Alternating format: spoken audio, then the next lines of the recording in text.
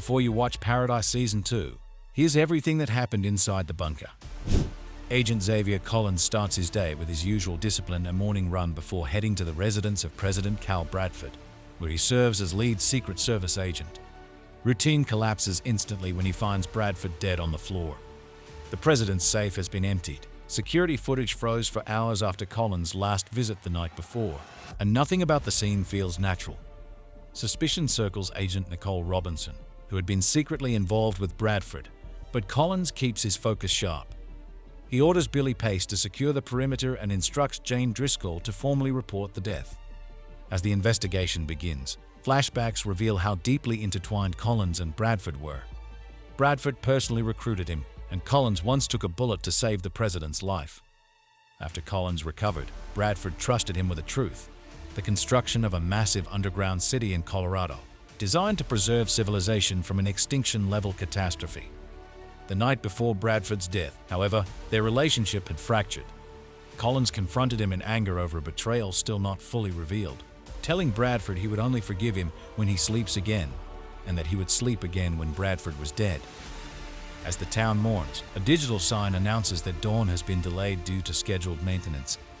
They are living inside a vast domed city built into a mountain, sustained by artificial sunlight, cut off from a world that no longer exists. Years earlier, billionaire Samantha Redmond gathered the world's most brilliant scientists and engineers inside a secret excavation carved into a mountain and gave them one uncompromising order: build a city. The project carried the quiet understanding that something catastrophic was coming. In the present, Agent Xavier Collins is immediately brought in for questioning over President Bradford's death. Leading the interrogation is Agent Nicole Robinson, whose secret affair with the president is no longer a secret. Hooked up to a lie detector, Collins doesn't dodge the truth. He confirms Robinson's involvement with Bradford and firmly denies murdering him. Dr. Tarabi pushes Collins to confront whether any part of him felt relief at Bradford's death. He admits that he hated the president for what happened between them. The community is summoned to a public assembly where Bradford's death is formally announced and Vice President Baines is sworn in as his successor. A flashback reveals the origin of the mountain city. Bradford attended a sparsely populated conference where a scientist warned that natural forces would soon end the world. Humanity's only option: dig a hole and get inside. Collins confides in Billy Pace that he doesn't trust Redmond, known as Sinatra. He believes she knows far more about Bradford's death and the bunker's secrets than she admits. Still unsettled by Dr. Tarabi's behavior during his interrogation, Collins confronts her about why she signaled him to admit resentment toward the president. Tarabi redirects the conversation, pressing him about his father and unresolved guilt. As the autopsy confirms President Bradford was killed with a blunt object and DNA results are still pending, Tarabi reveals that Bradford had been deeply unsettled in the week before his death. Under Redmond's orders, Agent Robinson digs into the suspicious camera blackout and traces the digital trail back to Pace and Jane Driscoll. They had been disabling cameras during night shifts to play the president's gaming systems, convinced their jobs had become ceremonial in a world already ended. Tarabi later admits that she personally selected Collins for a confidential assignment Bradford had been preparing for him. She reveals she carries one final warning from the dead president: Billy Pace is dangerous. Not long after, Collins looks outside his home and finds Pace waiting in the dark, revolver in hand. In the artificial world of controlled sunlight and manufactured hope, Billy forms an unexpected bond with Xavier Collins. Collins trusts him enough to bring him home, and Billy becomes Uncle Billy to the kids. 3 months into bunker life, Billy raises a dangerous idea to President Bradford: people deserve closure about what's left of the surface. A scientific expedition is approved, including Susan Donnelly, but none of them return. In the present, Collins begins noticing inconsistencies in Billy's history, especially after Dr. Tarabi delivers Bradford's final warning that Billy is dangerous. Billy had been ordered to eliminate the scientists. Before he kills Donnelly, she reveals something explosive: the air is breathable, the surface brutal but survivable. That information threatens Redmond's narrative of total extinction, the lie holding the bunker together. In the present, Billy confronts Samantha Redmond directly, demanding she leave Collins and his family alone. Billy spends one final evening with Collins' family, promising that in the morning he will finally tell the whole truth. He never does. At home, Jane Driscoll, his girlfriend and fellow agent, reveals she has been loyal to Redmond all along. She poisons him, silencing the only man who knew the truth about the surface. The scale of the catastrophe becomes undeniable when it's revealed that Washington, D.C. now lies beneath 500 feet of ocean. While Agent Robinson delivers alarming news, the DNA evidence from Bradford's murder has disappeared. Through flashbacks, Jeremy Bradford's complicated relationship with his father comes into focus.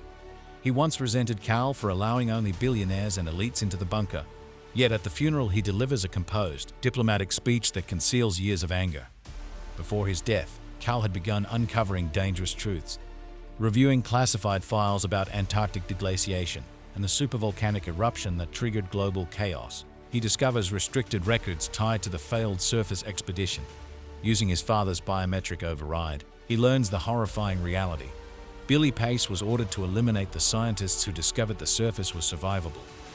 When Cal confronts Redmond, she warns him to bury the knowledge. On his final day, Cal quietly tells Robinson about a hidden stockpile of outlawed weapons within the settlement, clearly preparing for confrontation.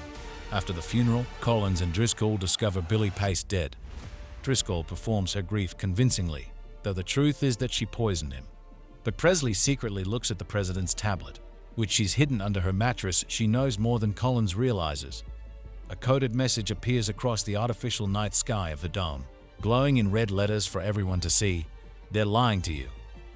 Flashbacks return to Collins' life before the bunker. He guides Cal Bradford through the quickest evacuation route from the Oval Office to the underground bunker, sensing something catastrophic is coming. When Collins pushes for answers, Bradford refuses to reveal the full truth, but he makes one deeply personal promise. When the time comes, Collins' wife will be picked up and brought to safety. In the present, Dr. Tarabi meets Collins at the diner, aware that something irreversible is unfolding. At the same time, Robinson moves decisively, raiding the hidden weapons cache Bradford had secretly assembled. When she informs Collins, he makes his break from Redmond's control, slicing off his government-issued tracker in front of Tarabi and openly declaring war on Samantha Redmond. From the control station, Redmond attempts to track Collins and his children, only to discover their signals are gone. She dispatches Driscoll to hunt them down. Collins meets Robinson, who has already assembled a quiet network of loyal agents ready to challenge the elite. Jeremy and Presley take matters into their own hands, using their grandfather's biometric access to unlock Bradford's tablet. What they uncover confirms the worst: the surface may be survivable. The scientists were executed, and the apocalypse narrative was weaponized to maintain control. They decide the public deserves to know. In the boardroom, panic spreads as Redmond and the billionaire elite realize the weapons cache is gone. Collins and Robinson conceal the guns from the public, then launch a calculated distraction, a countdown across the dome followed by decoy flares fired at the control station's window. Redmond orders an emergency reboot of the artificial sun, plunging the settlement into darkness. Under cover of chaos, Redmond and the elite attempt to flee to their private bunker, but Robinson's team intercepts them. Dr. Tarabi, recognizing the shift in control, diverts Redmond to a residential house instead. Collins follows, confronting Tarabi on the porch before stepping inside to face Redmond directly.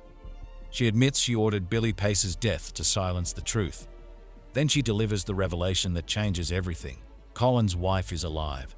She offers him a choice: pursue vengeance and dismantle her control completely, or cooperate long enough to uncover the truth about the world outside and the family he thought he lost forever. Flashbacks return to the day civilization collapsed. Beneath Antarctica, a supervolcanic eruption detonates under miles of ice, instantly melting vast sheets and unleashing a mega tsunami that races across the globe. The catastrophe moves faster than science ever predicted. In Washington, panic consumes the White House as the evacuation protocol is activated. Collins learns that his wife, Terry, is stranded at an Atlanta airport. Desperate, he tries to secure her a seat on a military flight, inadvertently exposing that his own family will be saved while countless staff members and their loved ones are being left behind. Overcome with guilt, President Bradford decides to address the nation live, giving Americans the truth so they can choose how to spend their final moments. Once the staff realize there is no rescue coming for them, violence erupts. Collins and Robinson are forced to evacuate Bradford under gunfire, shooting armed staff members as they fight their way to Air Force One. Aboard the aircraft, Collins finally unleashes his anger, accusing Bradford of hiding the truth and condemning Terry to die. Bradford, equally shattered, urges Collins to board the plane and be there for his children, who have already been evacuated. Aircraft carrying the Supreme Court, Congress, and military leadership failed to survive. Russia and China launched nuclear weapons in a frantic bid to secure what remains of the planet. High above the chaos, Bradford hands Collins a satellite phone so he can say goodbye to Terry. Rather than allow global nuclear annihilation, he activates a secret EMP network installed decades earlier. The pulse disables nuclear weapons worldwide, preventing immediate destruction, but it also wipes out global electronics and plunges civilization into darkness. In the present, Redmond reveals the full truth to Collins. The EMP worked. Atlanta was not destroyed by missiles, and the DNA recovered from Bradford's murder does not match anyone inside the bunker, proving the killer came from outside. Then she plays a recording. Terry is alive, actively searching for her family. 12 years earlier, during the bunker's construction, a project manager discovers that workers are being poisoned by arsenopyrite exposure. He demands the project be shut down, but instead of being protected, he is erased from the operation. Furious and convinced that the elite are preparing to abandon the world while sacrificing everyone else, he infiltrates a White House press conference and attempts to assassinate President Bradford. He misses and shoots Collins instead. In the present, Collins, Robinson, and their resistance are forced to surrender and return the stolen weapons. Robinson and Dr. Tarabi revisit the original bunker arrival list and confront Maggie, the diner waitress, who finally admits she was never authorized to be there. She was smuggled in. At the same time, Collins discovers that Bradford left coded clues hidden inside library books. Before he can decipher them, the librarian, Trent, knocks him unconscious and steals the notes. When Collins awakens, the truth surfaces. Trent reveals he is the former project manager who tried to assassinate Bradford years earlier. After escaping prison, he and Maggie stole the identities of the real Trent and his wife to gain access to the bunker. For years, he lived quietly among the survivors, but seeing Bradford again reignited his rage. Using a construction tool displayed in the library, he slipped into Bradford's bedroom and killed him. With his confession delivered, Trent leaps from the skylight maintenance platform, killing himself in front of Collins and Robinson. The murderer is dead, but the power struggle continues. Collins confronts Redmond, demanding Presley's safety. Before Redmond can respond, Driscoll turns on her and shoots her non-lethally, reshaping the balance of control once again. With Bradford's hidden notes now pointing beyond the bunker, Presley and Robinson urge Collins to search for survivors and for Terry. Jeremy gathers supporters, positioning himself as a new voice of influence. And Collins makes a choice that redefines everything. He boards an aircraft and leaves the bunker. For the first time in years, someone ventures back into the unknown not to escape the world, but to reclaim it. That's the full recap of Paradise Season 1. If this video helped you catch up, make sure to like the video and subscribe for more full season recaps. Thanks for watching, and I'll see you in the next one.